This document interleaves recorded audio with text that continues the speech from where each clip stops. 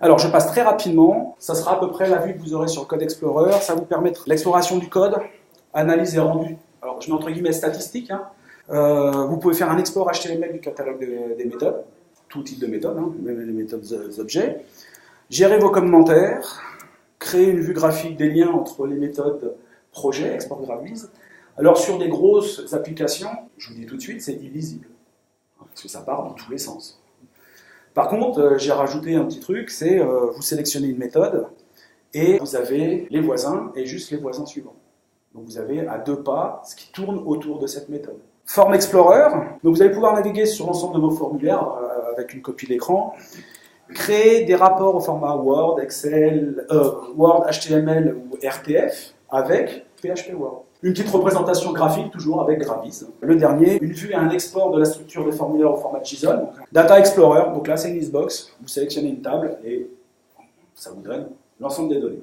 Alors, si vous avez des données des tables avec 1 million, 2 millions de données, ça va prendre un temps parce qu'il faut ça va lire 1 million de données. Il n'y a pas de raccourci, on met tout dans une listbox. Donc, c'est une listbox tableau. C'est une listbox tableau, complètement. J'utilise beaucoup les listbox. Que des listbox tableaux, pas de sélection. L'objectif, c'est vraiment d'avoir une vue. La possibilité d'exporter les données à l'aide d'un copier-coller dans Excel, par exemple. Faire un export au format HTML ou TXT.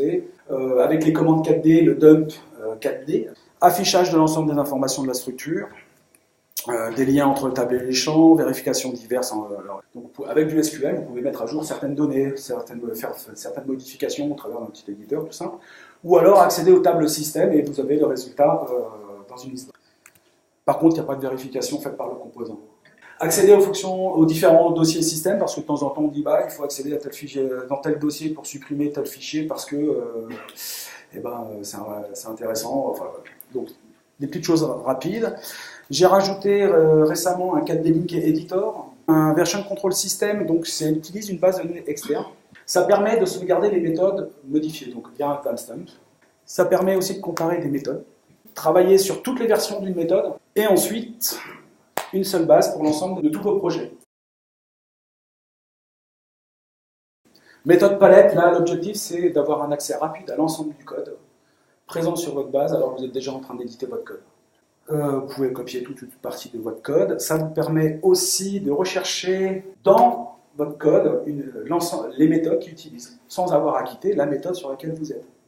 Ça permet de copier toutes les méthodes dans le presse-papier. Use of 4D Command, c'est, comme je vous disais tout à l'heure, c'est un croisement entre les méthodes 4D et les commandes 4D. Convertisseur, il y a 2 choses dans le convertisseur. Il y a le listing de l'ensemble dictionnaire des commandes, françaises, anglaises, et leurs numéros. La même chose pour les constantes.